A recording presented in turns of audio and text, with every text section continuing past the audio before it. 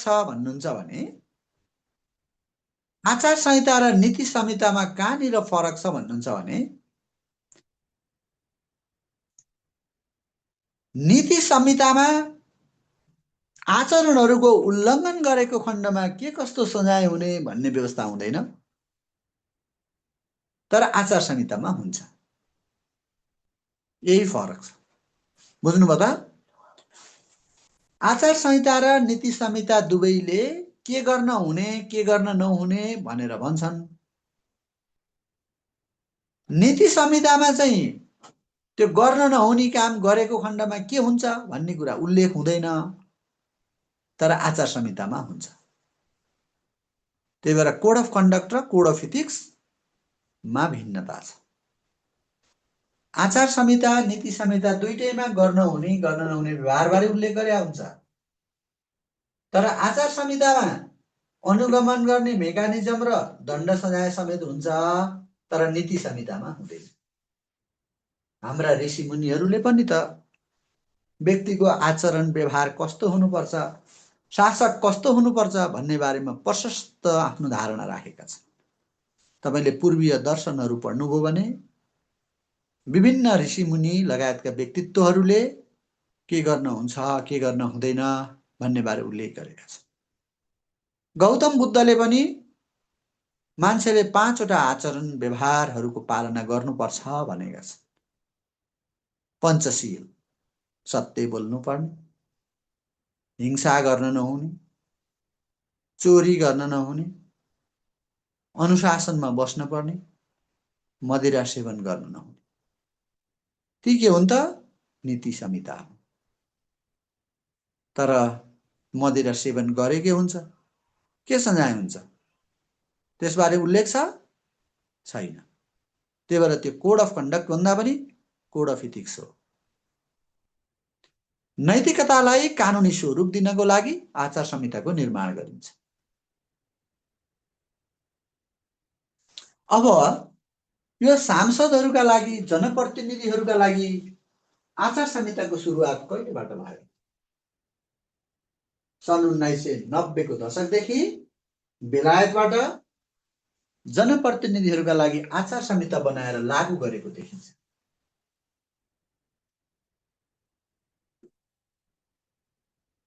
सांसद र जनप्रतिनिधिका लागि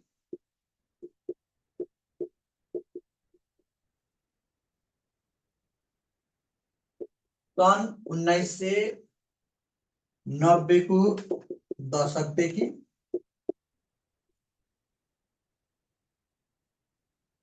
बेलायतबाट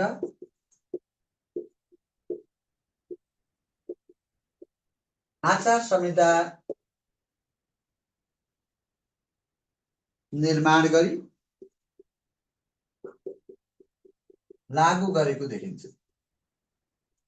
तर जनप्रतिनिधि बाहेक अरूका लागि भने आचार संहिता यहाँभन्दा पहिल्यै थियो।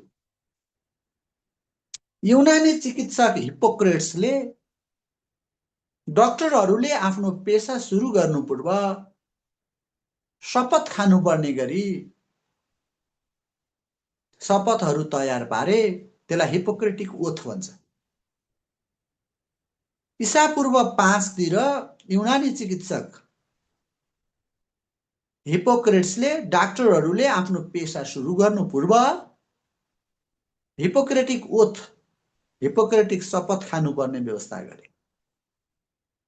सन् 1947 मा संसारभरिका डाक्टरहरूको संघ, अन्तर्राष्ट्रिय संस्था विश्व चिकित्सक संघले त्यही हिप्पोक्रेटिक ओथलाई सामान्य परिमार्जन संशोधन गरेर संसारभरिका डाक्टरहरूले पालना गर्नुपर्ने गरी आचार संहिताको निर्माण गरेर कार्यान्वयन गर्यो। यसरी आचार संहिताको सुरुवात पेशाहरूबाट भएको रहेछ। विश्वव्यापीकरण सँगसँगै बहुराष्ट्रिय कम्पनीहरूका काम कारबाही र गतिविधिहरूमाथि निगरानी राख्ने राज्यको नियामकीय क्षमतामा ह्रास आइरहेको सन्दर्भमा विश्व बैंकका रिक स्टेफन हर्टले यस्ता मल्टिनेसनल कम्पनीहरूले आफ्नो कर्मचारीहरूको लागि र आफ्नो संस्थाका लागि स्वयंले आचार संहिता निर्माण गरेर जारी गर्न सकेको खण्डमा त्यसमा सार्वजनिक विश्वसनीयता अभिवृद्धि हुन्छ र संस्थाको ख्याति र विश्वास बढ्छ भन्ने विचार अघि सारे र अनि विभिन्न उद्योगहरूले पनि धमाधम आचार संहिता बनाएर जारी गरेको देखिन्छ आफ्ना कर्मचारीहरूका लागि। यसरी आचार संहिताको विकास यो चिकित्सा पेशाबाट सुरु भएको रहेछ। पछि उद्योगहरूमा पनि यो बनाउन लागिएछ, तर जनप्रतिनिधिका लागि भने 1990 को डिसेटदेखि है बेलायतबाट आचार संहिता बनाएर लागू गरेको भेटिन्छ। हेर्नुस् त, नोलान कमिसनले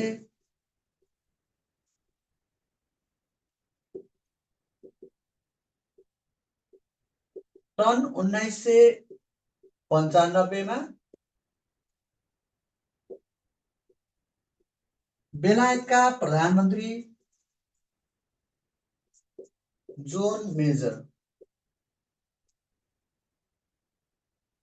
नोलान कमिसनले सन् 1995 मा बेलायतका प्रधानमन्त्री जोन मेजरलाई बुझाएको प्रतिवेदनमा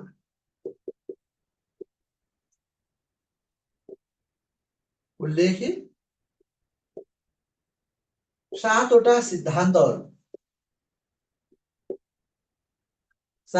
सिद्धान्तहरूलाई समावेश गरी संसारका प्राय सबैजसो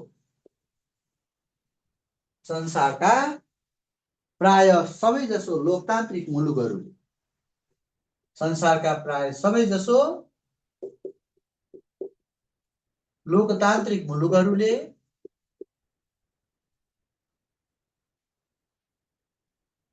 आचार संहिताको निर्माण गरी लागू गरेको देखिन्छ। मुलुकहरूले जनप्रतिनिधिको लागि आचार संहिताको निर्माण गरी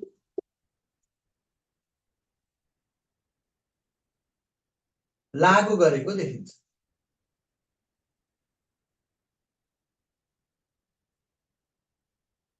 त्यसै गरेर सन् 2003 मा संयुक्त राष्ट्रसङ्घका सदस्य राष्ट्रहरू मिलेर गरेको भ्रष्टाचार विरुद्धको अन्तर्राष्ट्रिय महासन्धिमा पनि यसका सदस्य राष्ट्रहरूले सार्वजनिक जीवनमा सदाचार र नैतिकताको प्रवर्धन गर्नको लागि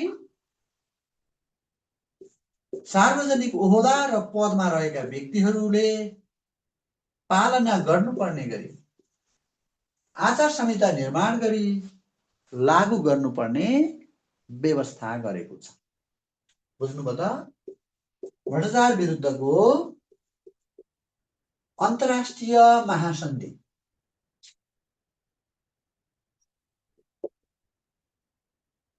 भ्रष्टाचार विरुद्धको अन्तर्राष्ट्रिय महासन्धिमा सार्वजनिक जीवनमा सदाचार र नैतिकता प्रवर्धनको लागि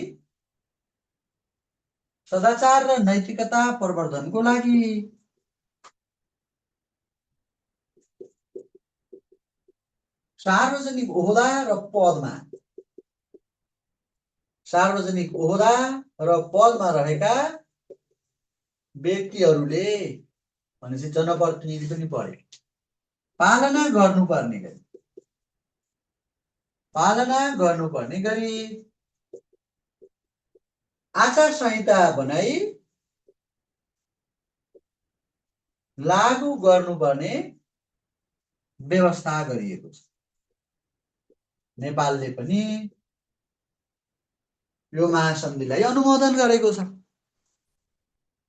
अनुमोदन गरेको कारणले स्वतः नेपाल सरकारले पनि आफ्ना जनप्रतिनिधिहरूका लागि आचार संहिता बनाउनु पर्ने दायित्व सिर्जना हुन गयो।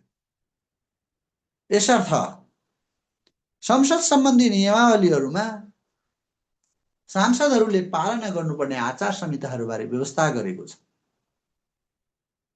अनुमोदन भनेको के भन्नुमा छ? अनुमोदन भनेको रेटिफाई गर्ने, पार्लियामेन्टबाट त्यसलाई रेटिफाई गर्ने, पारित गर्ने, स्वीकार गर्ने भनेको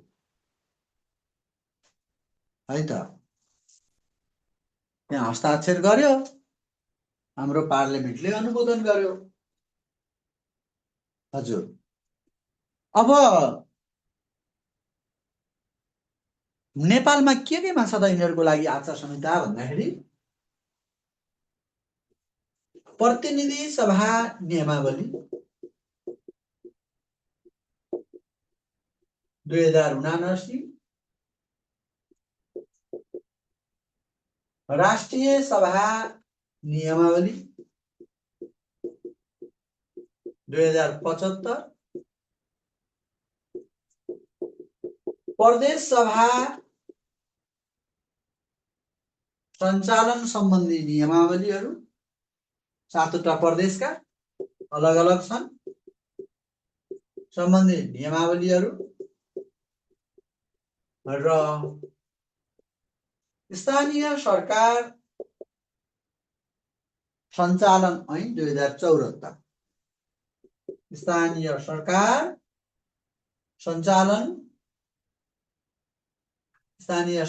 सञ्चालन सम्बन्धी ऐन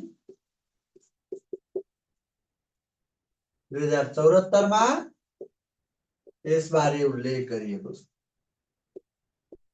हाम्रोमा चाहिँ जनप्रतिनिधिहरूका लागि आचार संहिताको व्यवस्था कहाँ छ?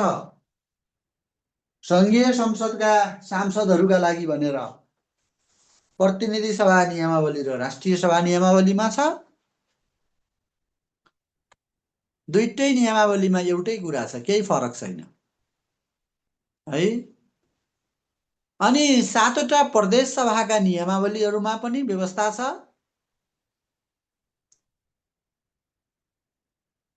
है, दुईटै सभा 7वटै प्रदेशका नियमावलीहरूमा पनि एउटै कुरा छ।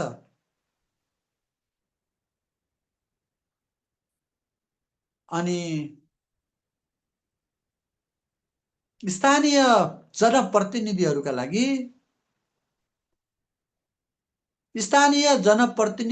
लागि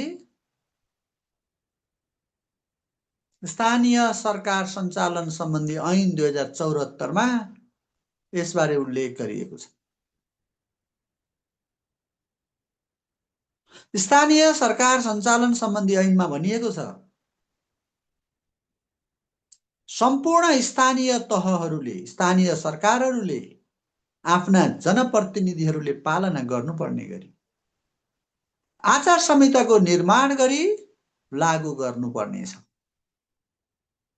त्यस्तो आचार संहितामा अन्य कुराहरूका अतिरिक्त देखाएका कुराहरू समावेश गर्नुपर्नेछ भनेर केही कोर कुराहरू स्थानीय सरकार सञ्चालन सम्बन्धी ऐनमा छ। स्थानीय तहका जनप्रतिनिधिहरूले आचार संहिता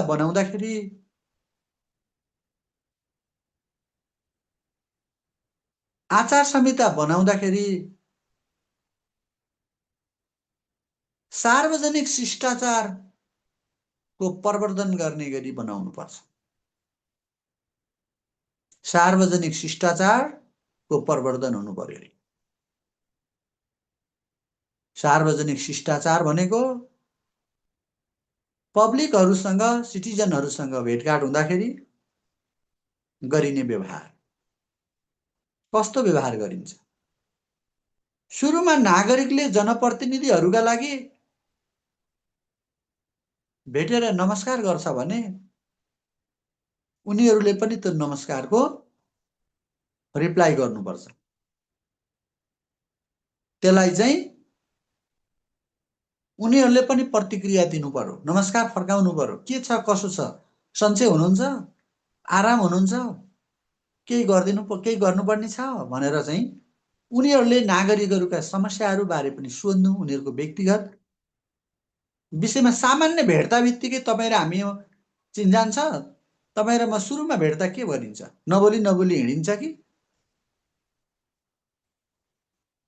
भेट्दा बित्तिकै केही कुरा गरिन्छ? सायद तपाईँले नमस्कार सर भन्नुभयो भने नमस्कार सन्चै हुनुहुन्छ भन्छु होला मैले, होइन? त्यही हो सार्वजनिक शिष्टाचार भने। शिष्ट भनेको राम्रो, आचार भनेको व्यवहार, शिष्टाचार भनेको के हो भन्नु? शिष्ट आचार। शिष्ट भनेको राम्रो, स्वीकार्य के, आचार भनेको व्यवहार। सार्वजनिक जीवनमा शिष्टाचारको अभिवृद्धि गर्नुपर्छ। मैले तपाईँलाई हिजो भनेको थिएँ नि, जनप्रतिनिधि भेट हुँदा बित्तिकै नागरिकले नमस्कार गर्छ भने मुसुक्क हाँसेर नमस्कार गर्नु पर्यो, सन्चो बिसन्चो सोध्नु पर्यो। त्यही हो शिष्टाचार भने। मुस्कान भनेको यस्तो चिज हो रे जुन चाहिँ अर्को जुनसुकै व्यक्तिलाई पनि मुस्कुराउन बाध्य पार्छ भन्छ कि। यदि तपाईँ मुस्कुराउनुहुन्छ भने अर्को व्यक्तिलाई पनि स्वतः मुस्कुराउनको लागि बाध्य पार्छ। यसलाई मिरर न्युरोन इफेक्ट भन्छ कि। त्यसैले मुस्कान भनेको व्यक्तिगत खुसीको मात्रै विषय नभएर सार्वजनिक जीवनमा सकारात्मकताको भावना फैलाउने माध्यम पनि हो। त्यही भएर उनीहरू शिष्ट हुनुपर्छ भन्छ। अर्को त्यहाँ के भनेको भने भ्रष्टाचार नियन्त्रण र सुशासन प्रवर्धन गर्ने विषय पनि आचार संहितामा राख्नुपर्छ भन्छ। स्थानीय जनप्रतिनिधिहरूले काम कारबाहीहरू गर्ने क्रममा भ्रष्टाचार नियन्त्रण गर्ने गरी सुशासन प्रवर्धन गर्ने गरी काम गर्नुपर्छ भनेर आचार संहितामा लेख्नु पर्यो रे। अनि त्यहाँ के भनिएको छ भने यो आफ्नो स्वार्थ गाँसिएको विषयमा हुने निर्णयमा आफू संलग्न हुन हुँदैन भन्छ। तपाईलाई थाहा छ निर्माण व्यवसायी महासंघका अनुसार संघीय संसद र प्रदेश सभाका सभामा 79 सालको निर्वाचनमा 7 जना ठेकेदारहरू र 753 वटा स्थानीय तहहरूमा 240 जना ठेकेदारहरू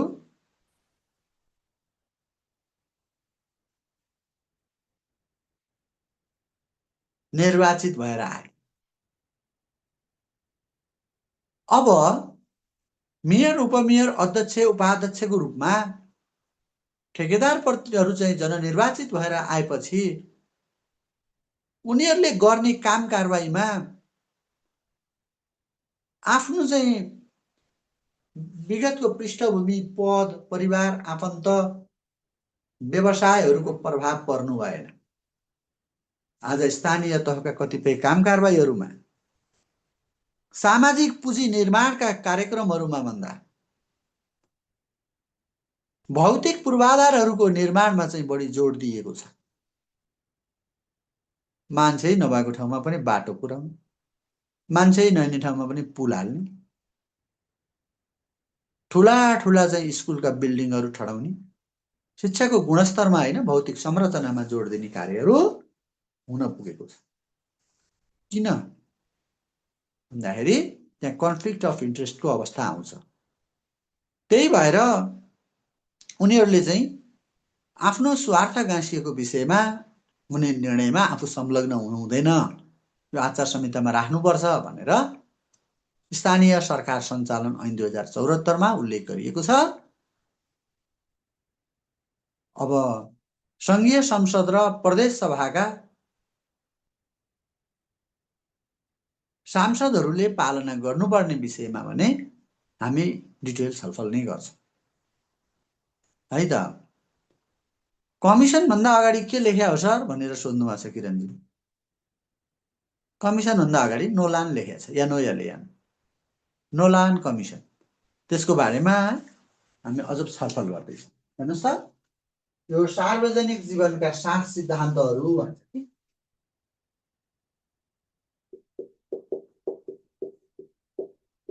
सार्वजनिक जीवनका 7 सिद्धान्त। 7 principles in public life, ethical standard in public life भन्छ कि। सांसद र जनप्रतिनिधिहरूको आचरण र व्यवहार कस्तो हुनु पर्ला भनी अध्ययन गर्न बेलायतका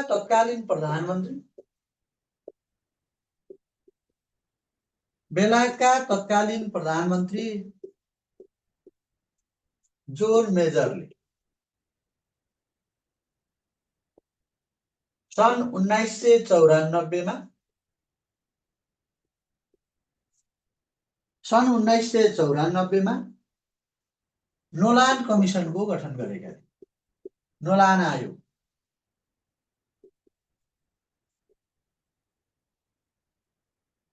नोलान कमिसनको गठन गरेका थिए। उक्त आयोगले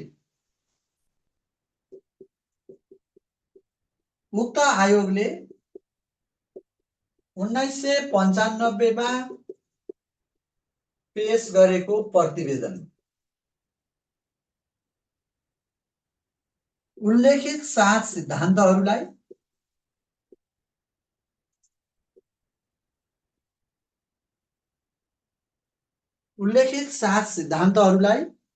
सार्वजनिक जीवनका 7 सिद्धान्त भनेर चिनिन्छ। 7 प्रिन्सिपल्स इन पब्लिक लाइफ, सार्वजनिक जीवनका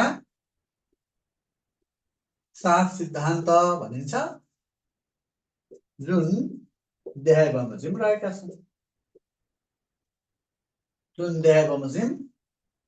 छन्। संसारका प्राय सबैजसो मुलुकहरूले यिनै 7वटा सिद्धान्तहरूलाई समावेश गरेर आफ्ना जनप्रतिनिधिहरूका लागि आचार संहिता बनाएर कार्यान्वयनमा लगेको देखिन्छ। यिनै 7 सिद्धान्तलाई ethical standard in public life अर्थात् 7 प्रिन्सिपल्स इन पब्लिक लाइफ, सार्वजनिक जीवनमा पालना गर्नुपर्ने सदाचार र नैतिकताहरू ती के हुन् त भन्दाखेरि निज खुइने भनेर सम्झ्यो। निज खुइने अगाडिको अक्षरबाट बनेको है। नि भनेको निस्वार्थता, सेल्फलेसनेस। सांसद निस्वार्थ हुनुपर्छ भन्छ। निस्वार्थता भनेको सेल्फलेसनेस।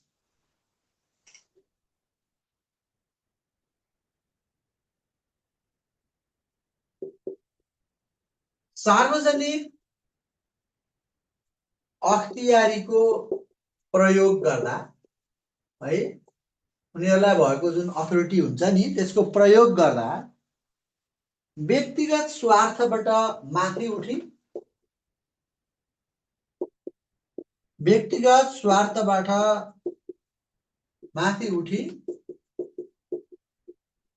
सार्वजनिक हितको पक्षमा, सार्वजनिक अख्तियारको प्रयोग गर्दा व्यक्तिगत स्वार्थबाट माथि उठी सार्वजनिक स्वार्थको पक्षमा गर्नुपर्दछ। यही हो। सांसदहरूका, जनप्रतिनिधिहरूका पनि परिवार हुन्छन्, आफन्त हुन्छन्, साथीभाइ हुन्छन्। उनीहरू पहिला कुनै बिजनेसहरूमा, कुनै पेसामा इन्भल्भ भएका हुन्छन्।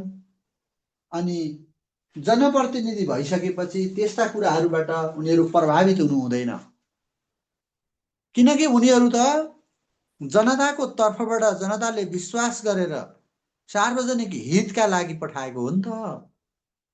त्यसमा विश्वासघात त गर्नु भएन। त्यही भएर आफन्तहरूबाट प्रभावित हुनु भएन। व्यक्तिगत स्वार्थबाट चाहिँ माथि उठ्नु पर्यो, टाढा हुनु पर्यो र निस्वार्थ भएर काम गर्नु पर्यो, नम्बर 1। अनि अर्को स भनेको सदाचारिता, इन्टिग्रिटी। स भनेको सदाचारिता अर्थात् इन्टिग्रिटी।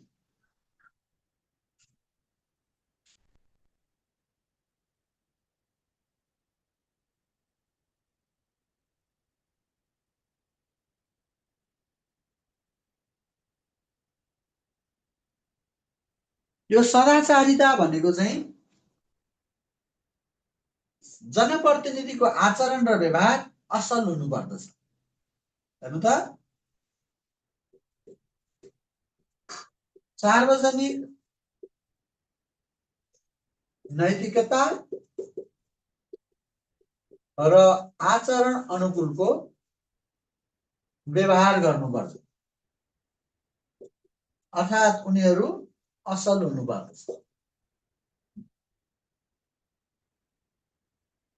सांसदहरू सदाचारी हुनुपर्छ भन्छ। त्यसपछि अर्को नि भनेको निष्पक्षता। सांसद निष्पक्ष हुनुपर्छ भनेको कुनै लाभ वा सुविधाका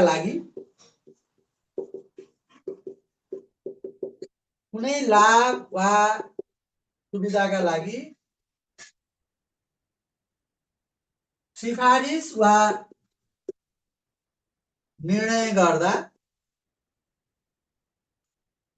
योग्यतालाई आधार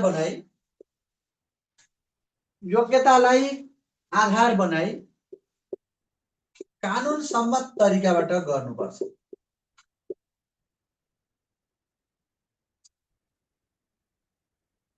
उनीहरूले गरेको कुनै कार्यका सम्बन्धमा जनताले क्वेसन गरे भने मैले यो काम यसरी गरेको हो भनेर चाहिँ भन्न सक्नुपर्छ। निष्पक्ष हुनु पर्यो, योग्यतालाई आधार मान्नु पर्यो, कानुन सम्मत तरिकाबाट गर्नु। ज भनेको जवाफदेहिता। सांसदहरू जवाफदेही बन्नुपर्छ। कोप्रति? आफूलाई निर्वाचित गर्ने सर्वसाधारण नागरिक प्रति।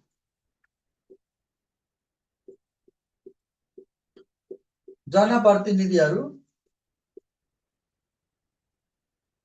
सर्वसाधारण नागरिक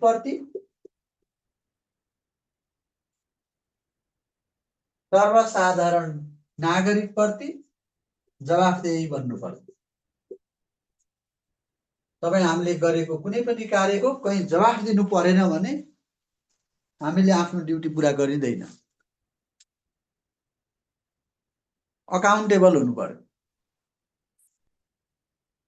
प्रतिनिधिसभा नियमावली 75 भन्नुभएको छ, होइन 79 हो।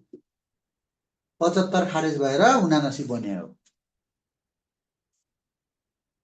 राष्ट्रिय सभा नियमावली चाहिँ 75 हो,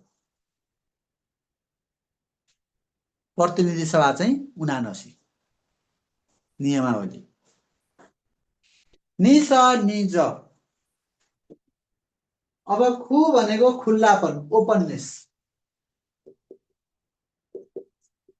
भनेको पारदर्शी हुनुपर्छ।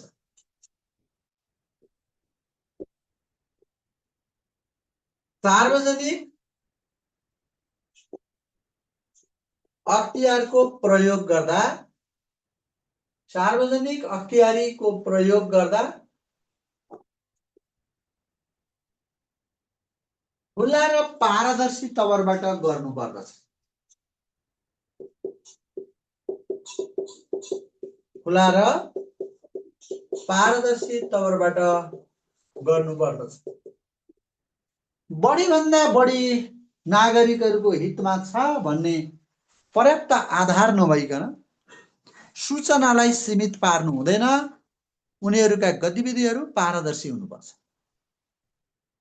मान्छेको व्यक्तिगत लाइफ चाहिँ आफ्नो हुन्छ, तर सार्वजनिक जीवनमा सार्वजनिक अख्तियारी जिम्मेवारी प्रयोग गर्ने क्रममा के कस्तो प्रक्रियाहरू अवलम्बन गरिएको छ, के कति स्रोत साधनहरू प्रयोग गरिएको छ र के निर्णय गरिएको छ, त्यो नागरिकले थाहा पाउनुपर्छ। त्यही भएर उनीहरू पारदर्शी हुनुपर्छ भन्छ।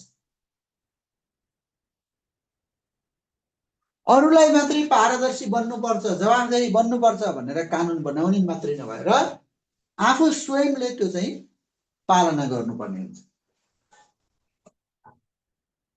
यी भनेको इमानदारीता, अनेस्टी। सांसदहरू इमानदार बन्नुपर्छ, आफ्नो कर्तव्य ईमानदारी पूर्वक पूर्ण क्षमताका साथ सम्पादन गर्नुपर्छ। बोलेको कुरा पूरा गरिँदैन भने, आफ्नो वचनको पूरा पालना गरिँदैन भने त्यो बेइमानी हो। यदि बोलेको कुरा तपाईँ पूरा गर्नुहुन्छ भने त्यो तपाईँको इमानदारीता हो। सांसदहरूले नागरिकहरू समक्ष गरेका प्रतिबद्धताहरू, आफ्ना वचनहरू उनीहरूले पालना गर्नुपर्छ र आफ्नो ड्युटी उनीहरूले वहन गरेको हुनुपर्छ। इमानदारीतापूर्वक त्यो पनि पूर्ण क्षमताका साथ सम्पादन गरेको हुनुपर्छ। निस निज खुइ। अब ने भनेको नेतृत्व, लिडरसिप।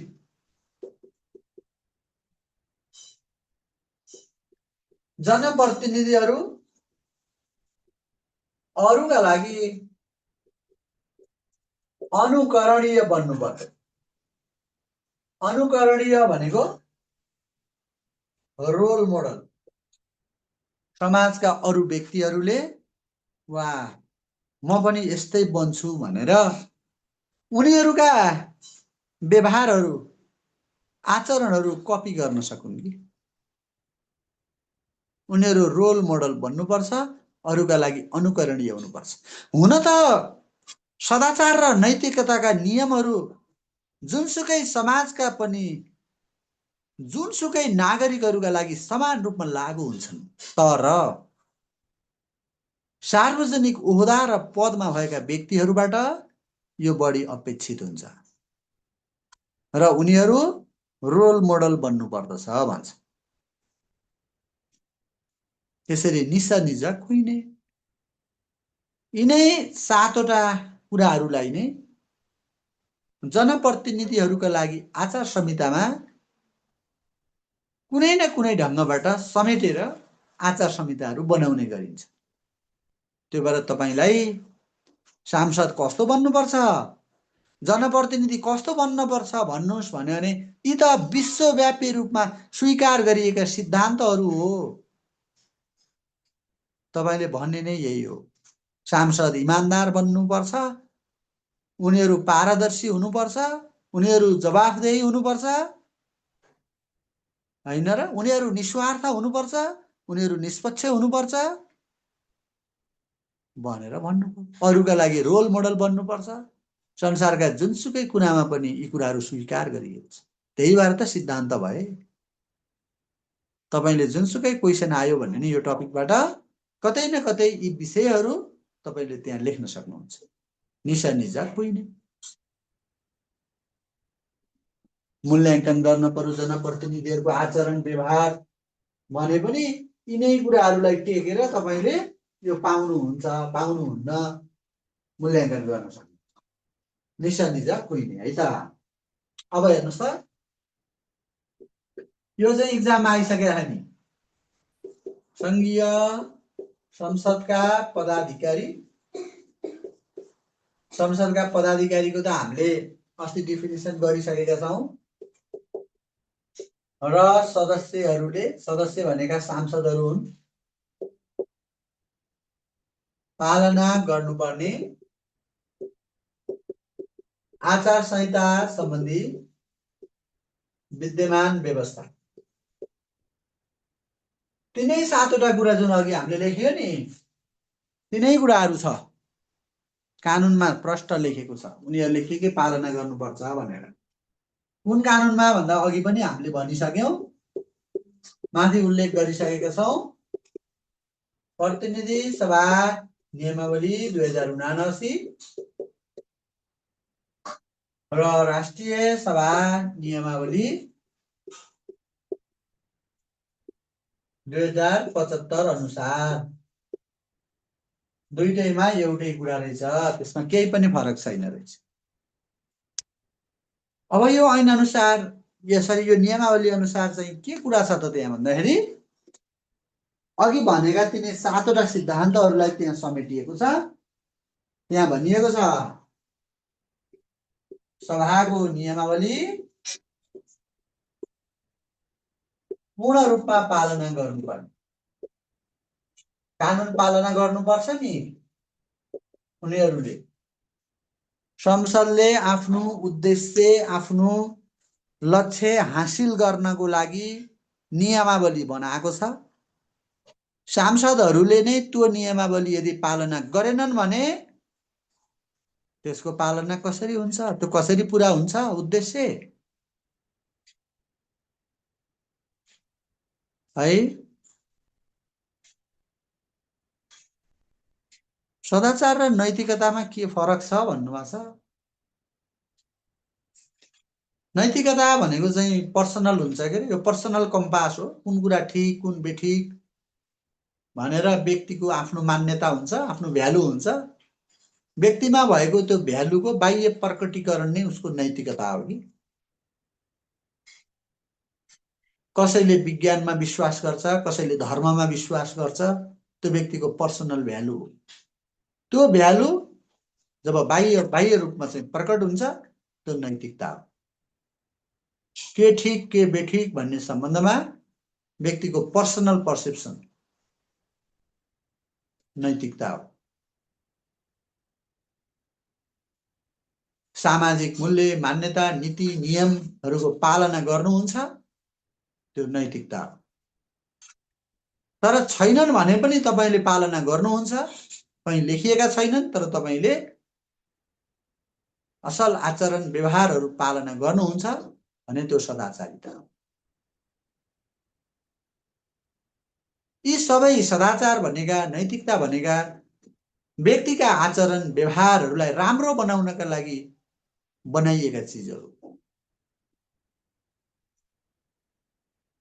जसरी बालुवामा रेखा कोरेको केही समयपछि त्यो रेखा आफै मेटिएर जान्छ, सदाचार र नैतिकताको बीचमा पनि तपाईले भिन्नता खोज्दै जानुभयो भने लास्टमा गएर तपाईले त एउटै छ भन्ने सोच्नु।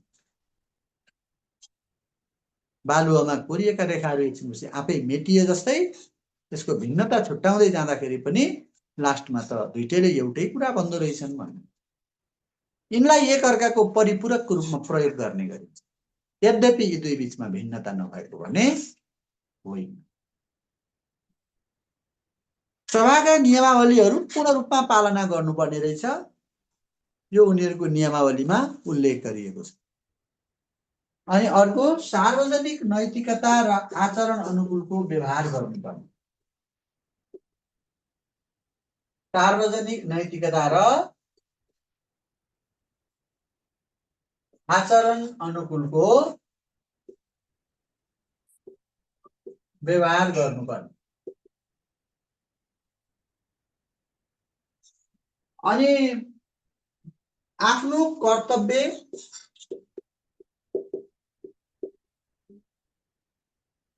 इमानदारीपूर्वक वस्तुनिष्ठ भई भनेको निष्पक्ष भई सम्पादन गर्नुपर्ने।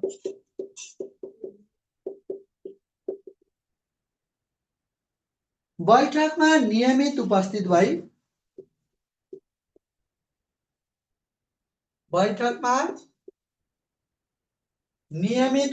भई सक्रिय रूपमा भाग लिनुपर्ने र मताधिकारको अर्थात् उनीहरूको भोटिङ राइट्सको सदुपयोग गर्नुपर्ने।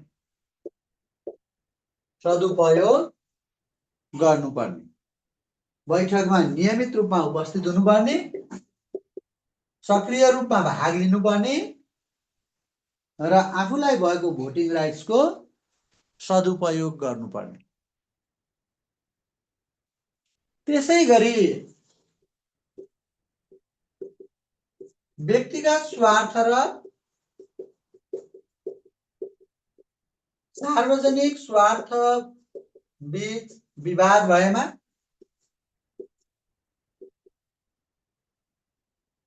सार्वजनिक स्वार्थको पक्षमा उभिनुपर्ने। सार्वजनिक स्वार्थको पक्षमा उभिनुपर्ने। कहिलेकाहीँ त्यहाँ व्यक्तिगत स्वार्थ र सार्वजनिक स्वार्थको बीचमा पनि द्वन्द्वको स्थिति आउँदो रहेछ। त्यस्तो अवस्थामा सांसदहरू व्यक्तिगत स्वार्थमा होइन सार्वजनिक स्वार्थको पक्षमा उभिनुपर्छ।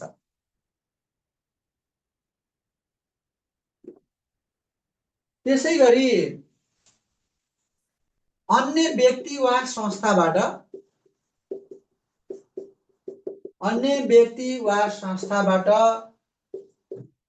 तलब भनेको पारिश्रमिक सुविधा र उपहार अर्थात् पारितोषिक लिई अरूको तर्फबाट बैठकमा प्रस्तुत हुन नहुने। सरकारले दिएको तलब भत्ता सुविधा लिएर सधैँ जनताको पक्षमा चाहिँ उभिनुपर्छ, जनताको पक्षमा काम गर्नुपर्छ भन्छ। अन्य व्यक्ति वा संस्थाबाट तलब सुविधा र उपहार लिई अरूको तर्फबाट बैठकमा प्रस्तुत हुनु हुँदैन।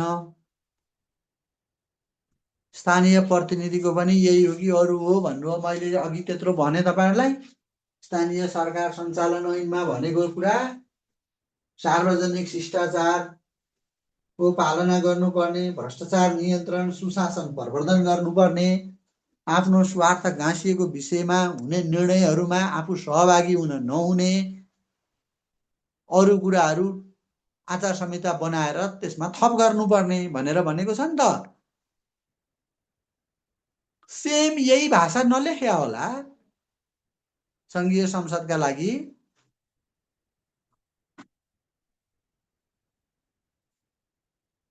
तर कुरा त त्यही अघिका 7 सिद्धान्त हुन्। 6 नम्बरमा के भन्यो भने सांसदहरूले कुनै व्यक्तिबाट अरू व्यक्ति वा कुनै संस्थाबाट पारिश्रमिक लिनु हुँदैन, सुविधा लिनु हुँदैन र पारितोषिक लिनु हुँदैन। पारितोषिक भनेको उपहार हो, पारिश्रमिक भनेको स्यालेरी हो। सरकारबाट लिन हुन्छ, अरू व्यक्ति संस्थाबाट लिनु हुँदैन। अरू व्यक्ति संस्थाबाट तलब लिएर, सुविधा लिएर, उपहार लिएर अरूको तर्फबाट कुनै लबी ग्रुप, कुनै प्रेसर ग्रुप, कुनै समूह हुन्छ नि त्यस्तो निहित फाइदाका लागि हिँडेको समूहहरू, त्यस्ताको तर्फबाट बैठकमा प्रस्तुत हुनु हुँदैन। सधैँ जनताको तर्फबाट प्रस्तुत हुनुपर्छ भनेको। जनताबाट जितेर आउने अनि केही एउटा समूहलाई बोकेर हिँड्ने गर्न हुन्छ अनि त्यही भने हामी अघि हामीले सांसद निस्वार्थ हुनुपर्छ भने हैन त। निस्वार्थ भएर जनताको पक्षमा प्रस्तुत हुनु पर्यो नि त, निहित समूहको पक्षमा मात्रै हिँड्नु भएन भने। अनि अर्को हेर्नुस् त,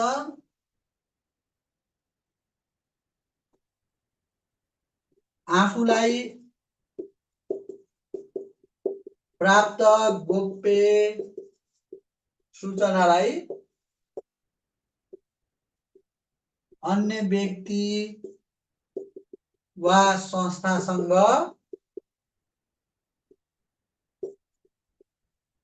आर्थिक लेनदेनको विषय बनाउन नहुने। आर्थिक लेनदेनको विषय बनाउन नहुने।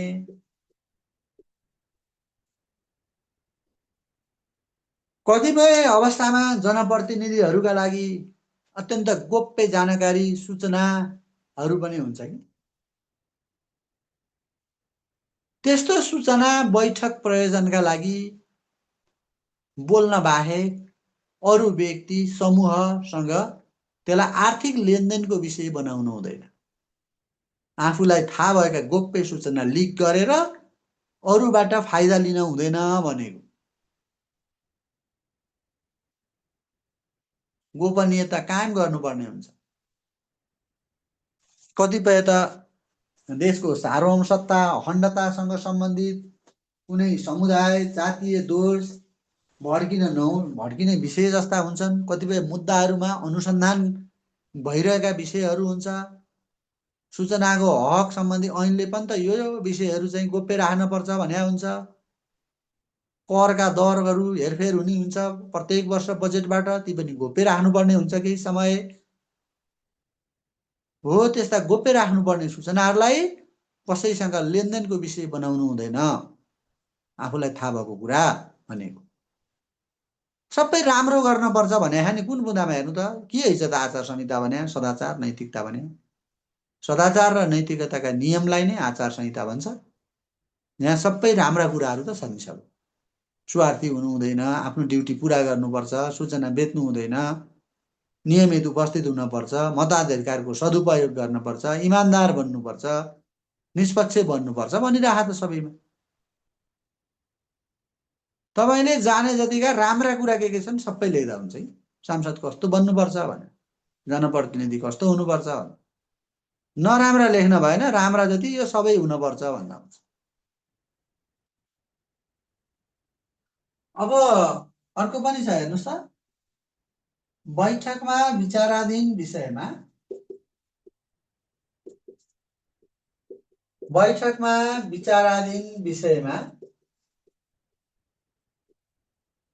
आफ्नो स्वार्थ गाँसिएको भएमा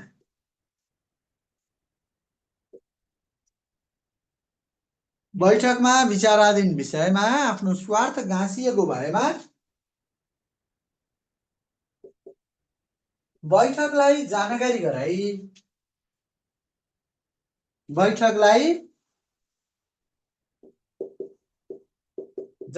गराई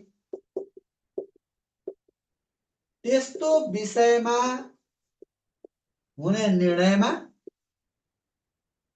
आफू संलग्न हुन नहुन्। आफ्नो विषयमा त्यहाँ निर्णय गरिँदैछ अनि आफै बसेर निर्णय गरौँ भने त प्रभाव परिहाल्छ, कन्फ्लिक्ट अफ इन्ट्रेस्टको अवस्था हुन्छ। त्यस्ता कुराहरूमा विश्वास पनि रहँदैन। त्यही भएर आफू त्यस्ता कामहरूबाट अलग हुनुपर्छ। त्यो विषयमा हुने निर्णयमा सार्वजनिक विश्वास कायम गर्नको लागि पनि आफू संलग्न हुनुहुन्न भन्छ। यिनै 8वटा बुँदा हुन् नि जनप्रतिनिधिहरूका लागि भनेर बनाएका आचार संहिताहरू। संघीय संसदका पदाधिकारीलाई नि यही हो नि। पदाधिकारीमा त सभामुख पर्छन्, उपसभामुख पर्छन्, राष्ट्रिय सभाका अध्यक्ष पर्छन्, उपाध्यक्ष पर्छन् है।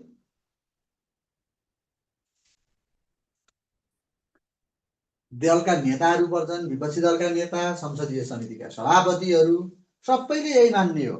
सांसदहरूका लागि बनाएको रहेछ। अब आचरण अनुगमन समिति सम्बन्धी व्यवस्था पनि छ हेर्नुस् त। आचार संहितामा त आचरणको अनुगमन गर्ने पनि व्यवस्था हुन्छ। खालि आचरणको बारेमा मात्रै उल्लेख गरेको हुँदैन भने हैन त। अघि के छ त व्यवस्था? हामी 2टा नियमावलीमा फरक फरक कुरा छ। अब यहाँ प्रतिनिधि सभा नियमावलीमा छुट्टै छ। 2079 अनुसार आचरण अनुगमन समितिको गठन कसरी हुन्छ त? 2टामा 2 थरी कुरा रहेछ। यसमा चाहिँ प्रतिनिधि सभातिर सभामुख सभापति हुन्छन्, उपसभामुख उपसभापति हुन्छन्। सांसदहरूको आचरणबारे अनुगमन गर्ने कमिटीको सभापति चाहिँ सभामुख स्वयं हुन्छन् अनि उपसभामुख चाहिँ त्यसको उपसभापति हुन्छन्। अनि त्यस्तै गरेर विपक्षी दलको नेता पनि सदस्य हुन्छ। विपक्षी दल भन्नु र प्रतिपक्षी दल भन्नु एउटै हो। त्यसको नेता पनि सदस्य हुन्छ। अनि अर्को दलीय प्रतिनिधित्वको आधारमा सभामुखद्वारा मनोनित बढीमा 12 जना सदस्य हुन्छ। यसरी धेरैमा बढीभन्दा बढी 15 जनासम्म भएको कमिटी हुँदो रहेछ। कुनै पनि सदस्यले आचार संहिता उल्लङ्घन गर्यो भनेर क्वेसन उठ्यो भने, उजुरी पर्यो भने छानबिन गर्ने, रिपोर्ट गर्ने प्रयोजनका लागि कमिटी बनाएर रहेछ। त्यसलाई आचरण अनुगमन समिति भन्दो रहेछ। बुझ्नुभयो त? प्रतिनिधि सभाको यही हो। सदस्य सचिव पनि छ होला सर भन्नुभएको छ। सदस्य सचिव छैन, सचिव मात्रै छ। संघीय संसदको महासचिवले चाहिँ यो आचरण अनुगमन समितिको सचिव भएर काम गर्छ। सचिवलाई चाहिँ मेम्बरमा गनिँदैन। सदस्य सचिव भयो भने गनिन्छ, सचिव मात्रै भयो भने त्यो कमिटीको मेम्बरमा गनिँदैन। पहिला चाहिँ मिस्टेकली त्यहाँ नम्बर दिएर संघीय संसदको महासचिव सचिव भनेर लेखेको थियो। त्यो नम्बरिङ देखेर तपाईले 75 सालको नियमावलीमा यो पनि मेम्बर होइन कि भन्ने लागेको हुनुपर्छ तपाईलाई। तर अहिले सच्याइसकेको छ 79 मा। त्यसलाई चाहिँ 5 नम्बर दिएको छैन। छुट्टै बुँदामा संघीय संसदको महासचिवले यो समितिको सचिव भएर काम गर्नेछ भनेको छ। बढीमा 4 जना हो कि 12 भन्नुभएको छ अमितले। राष्ट्रिय सभाकोमा 4 हो, प्रतिनिधि सभाकोमा 12 हो। राष्ट्रिय सभाकोमा चाहिँ 4 हो। दुईटामा फरक छ नि त। प्रतिनिधि सभामा सांसदै 275 हुन्छन् अनि धेरै जनाको अनुगमन गर्नलाई धेरै सदस्य हुने भयो, थोरै अर्कोमा 59 हुन्छन्, त्यही भएर 4। तपाईले भन्नुभएको चाहिँ यो राष्ट्रिय सभा नियमावली अनुसार हो। राष्ट्रिय सभा नियमावली 2075 अनुसार आचरण अनुगमन समितिको गठन। आचरण अनुगमन समितिको गठन बारे लेख्नुहोस् भनेर सोध्यो भने दुईटामा दुई थरी रहेछ। अब यो राष्ट्रिय सभा नियमावली अनुसारको आचरण अनुगमन समितिको सभापति को हुन्छ भने अध्यक्ष हुन्छ। राष्ट्रिय सभाको अध्यक्ष यो कमिटीको सभापति हुन्छन् र उपाध्यक्ष यसको उपसभापति हुन्छन्।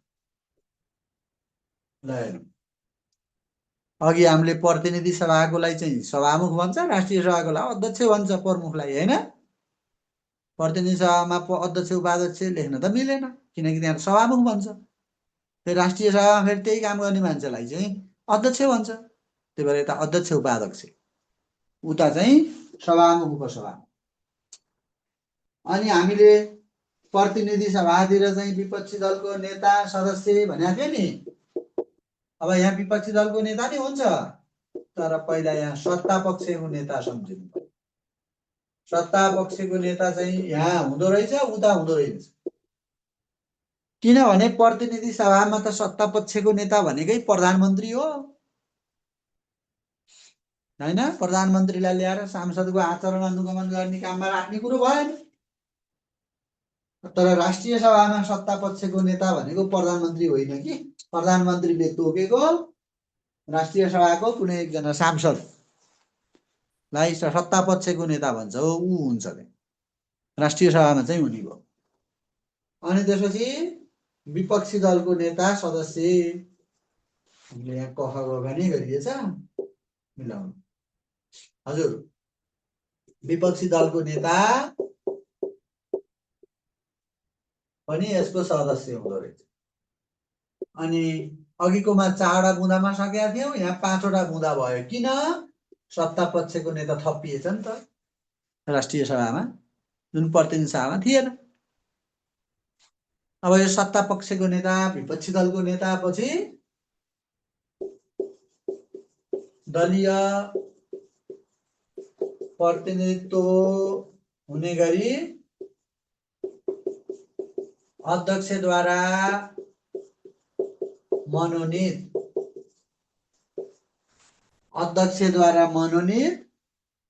बढीमा 4 जना।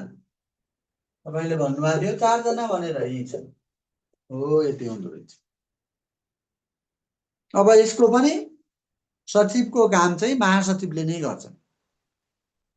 तर हामीले यहाँ नम्बरिङ दिएर भन्न भएन। अब समयले भ्यायो, लेख्न सक्नुहुने भयो भने यो दुवै समितिको चाहिँ सचिवको रूपमा महासचिवले काम गर्छन् भनेर तल प्रश्न पार्दा हुन्छ। तर त्यसलाई चाहिँ मेम्बरकै रूपमा चाहिँ लेख्न हुँदैन र नलेख्दा पनि फरक परे। अब यो आचरण अनुगमन समितिले के काम गर्छ त? आचरण अनुगमन समितिको गठन त भन्यौँ हामीले। त्यसको के रोल हुन्छ त, यसले के काम गर्छ भन्नुहोस् भन्यो भने हेर्नुहोस् त, त्यसमा चाहिँ दुईटैको एउटै हो। आचरण अनुगमन समितिको काम, कर्तव्य र अधिकार के हो त भन्दाखेरि, आचरण अनुगमन समितिको काम कर्तव्यमा 1 नम्बरमा आचरण बारे प्रश्न उठेमा छानबिन कार्य प्रारम्भ गर्नु। आचरण बारे प्रश्न उठेमा छानबिन कार्य प्रारम्भ गर्नु मेन कामै त्यही।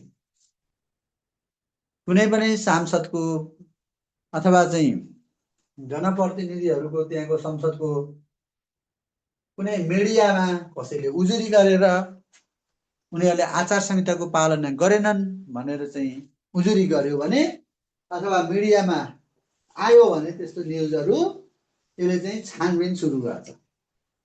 नम्बर 1। नम्बर 2, सम्बन्धित सदस्य भनेको जसको बारेमा प्रश्न उठ्या हो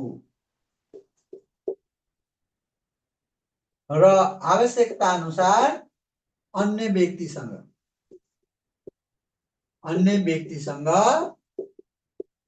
जानकारी लिने, उसँग जोडिएर अरू आउन सक्छ नि त मान्छेहरू छानबिन गर्ने क्रममा, हैन? आवश्यकता अनुसार अन्य व्यक्तिहरूसँग पनि जानकारी लिने भन्छ। अनि त्यस्तै गरेर आचरण बारे प्रश्न उठाउने व्यक्ति, संस्था वा सञ्चार माध्यमसँग जानकारी लिने। जानकारी त एकपक्षीय रूपमा एउटाका मात्रै कुरा सुनेर भएन नि त, दुईटैका सुन्नु पर्यो नि। आचरण बारे कसैले उजुरी गर्यो, जानकारी गरायो भने चाहिँ क्वेसन उठायो भने उसलाई पनि बुझ्नु पर्यो। अनि जुन व्यक्तिका सम्बन्धमा क्वेसन उठेको हो उसँग पनि बुझ्नु पर्यो। अनि बुझिसकेपछि अनि रिपोर्ट दिने। छानबिन पश्चात आचार संहिताको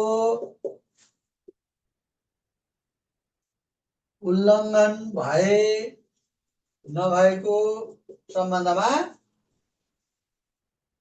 स्पष्ट उल्लेख गरी प्रतिवेदन दिने काम सकियो उसको। 4वटा बुँदामा आचरण अनुगमन समितिको काम, कर्तव्य, अधिकार सकिँदो रहेछ। हेर्नुहोस् त,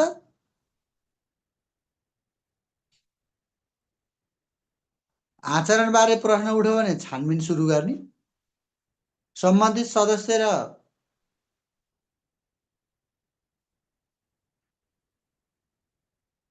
अन्य व्यक्तिसँग जानकारी लिने, क्वेसन उठाउनेसँग पनि जानकारी लिने, अनि आचार संहिताको उल्लङ्घन गरेको हो भने हो भनेर, होइन भने होइन भनेर स्पष्ट उल्लेख गरेर रिपोर्ट दिने।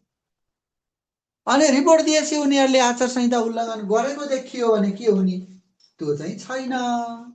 हो, समस्या चाहिँ यहीँनिर छ। हामीले अघि चाहिँ आचार संहितामा चाहिँ पालना गर्नुपर्ने अथवा गर्न नहुने कुराहरू उल्लेख गरिएको हुन्छ। त्यति मात्रै होइन, त्यसको छानबिन अनुगमन गर्ने व्यवस्था हुन्छ। आचरण उल्लङ्घन गरेर रहेछ भने सजाय हुन्छ भन्यौँ। तर संसदको नियमावलीमा आचरणको उल्लङ्घन गर्यो भने के हुन्छ भन्ने कुरा छैन। त्यही भएर त अनि आचार संहिताको पालनाको स्थिति कमजोर छ। हेर्नु त, आचार संहिताको प्रभावकारी कार्यान्वयन नहुनुमा विद्यमान समस्या के कारणले चाहिँ आचार संहिताको पालना भइरहेको छैन त? किन सदाचार र नैतिकतामा ह्रास आइरहेको छ त?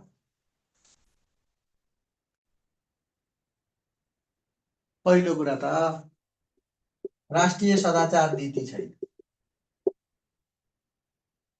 सांसदहरू कस्तो हुनुपर्छ, जनप्रतिनिधिहरू अथवा सार्वजनिक ओहदा र पदमा भएको व्यक्ति कस्तो हुनुपर्छ भन्ने स्पष्ट नीति खोइ। हेर्नुहोस् त, प्रधानमन्त्री कार्यालयको वेबसाइट खोल्नु भने 112 भन्दा बढी नीतिहरू देख्नुहुन्छ, क्षेत्रगत नीतिहरू। संविधान पढ्नु भयो भने धारा 51 मा 13वटा राष्ट्रिय नीतिहरू भेट्नुहुन्छ। तर मुलुकमा सदाचार र नैतिकताको प्रवर्धन गर्नलाई आवश्यक पर्ने सदाचार नीतिको अभाव छ। राष्ट्रिय सदाचार नीति भनेर गुगलमा गएर फेरि सर्च गर्न थाल्नु भने आइहाल्छ PDF फोल्डर। हेर्नुभयो भने त्यहाँ मन्त्रीहरूले के गर्नुपर्छ, सांसदहरूले के गर्नुपर्छ, मेयर उपमेयर र स्थानीय तहकाले के गर्नुपर्छ, कर्मचारीले के गर्नुपर्छ, शिक्षकले के गर्नुपर्छ, मिडियाले के गर्नुपर्छ, नागरिक समाजले के गर्नुपर्छ, एनजिओले के गर्नुपर्छ, के गर्नु हुँदैन, आर्मीले के गर्न हुन्छ, पुलिसले के गर्नु, सब कुरा दिया। तर त्यो स्वीकृत चाहिँ भएन। तपाईले वेबसाइट खोलेर डाउनलोड गर्दा आए पनि त्यो नेपाल सरकारले त्यसलाई स्वीकृत चाहिँ गरेको छैन। यो सदाचार नीति चाहिँ बन्नु पर्यो। 76 सालमै ड्राफ्ट भएको रहेछ, 82 साल सकिँदाखेरि पनि त्यो चाहिँ स्वीकृत भएको रहेनछ। त्यही भएर सदाचार नीति बन्न पर्यो। राष्ट्रिय स्तरको सदाचार नीति बन्यो भने अनि त्यही नीति अनुरूप चाहिँ संसदले पारित गरेर ऐन बनाउँथ्यो। यसैको बारेमा व्यवस्था गरेर ऐनमा चाहिँ सबै कुरा सिस्टमेटिक ढङ्गले राखिएको हुन्थ्यो। पालना भएन भने सजायको कुरा हुन्थ्यो। त्यो भएन। त्यही भएर राष्ट्रिय सदाचार नीति चाहियो भन्नु पर्यो। भएका क्षेत्रगत नीतिहरूको पनि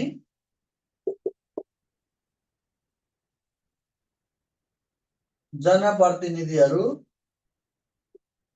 अनभिज्ञ रहन्। सबै सांसदहरूलाई त्यो भएका कुराहरू पनि थाहा नै छैन है। त्यही भएर उनीहरूले अनायासै कहिलेकाहीँ आफूहरूले गरेका कामहरू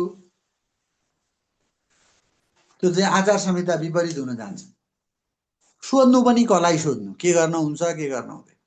हाम्रै छिमेकी भारतमा हो भने कुनै पनि जनप्रतिनिधिलाई, सांसदलाई आफूले कुनै काम गर्दैछ, त्यो काम आचार संहिता विपरीत हुन्छ कि हुँदैन, उसलाई कन्फ्युज भयो भने त्यहाँको संसद सचिवालयमा गएर सम्बन्धित तोकिएको चाहिँ अधिकारीलाई सोध्न सक्छ र उसले उनीहरूलाई परामर्श दिन्छ।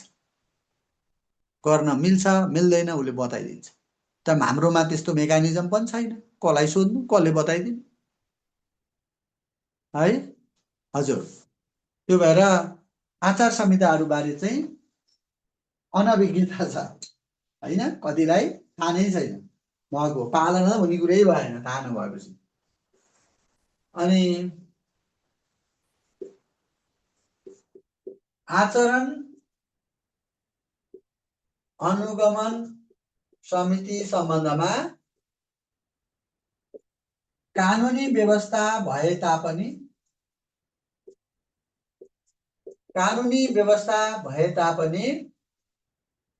व्यवहारमा गठन नै नहुन्। तपाईले अघि लेख्नु भएको ती मडी लेखेका आचरण अनुगमन समिति त लोकसेवामा लेख्न मात्रै काम लाग्ने भएछ है।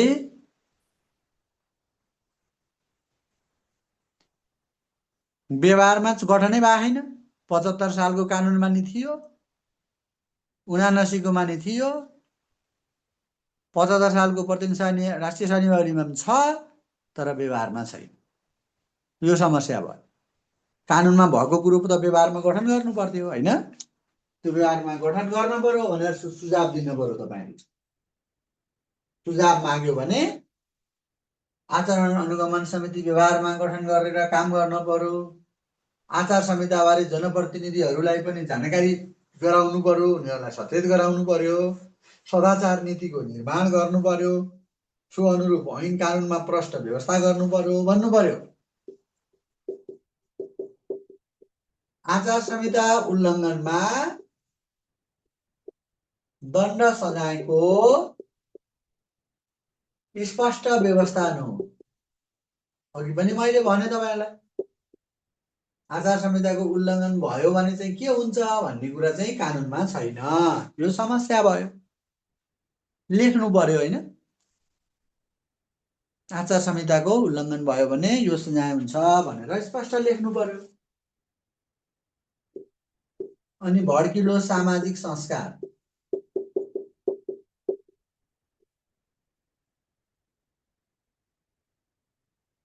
समाजमा हामी सबैले तडक भडक देखाउनु पर्छ। जसले बढी खर्च गर्यो उसैको इज्जत बढ्ने।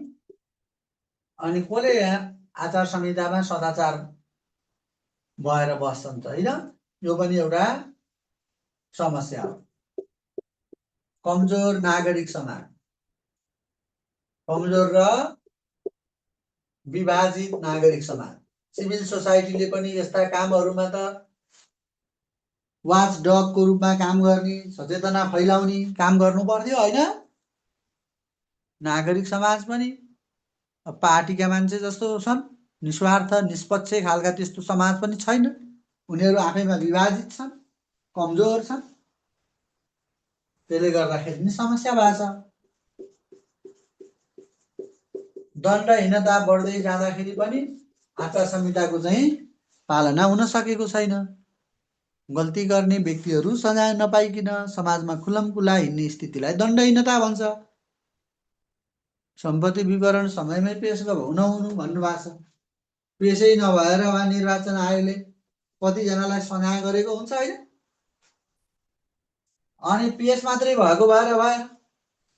त्यो फेरि अवास्तविक जस्तो हुन्छ। फेरि वास्तविक हो कि होइन हैन?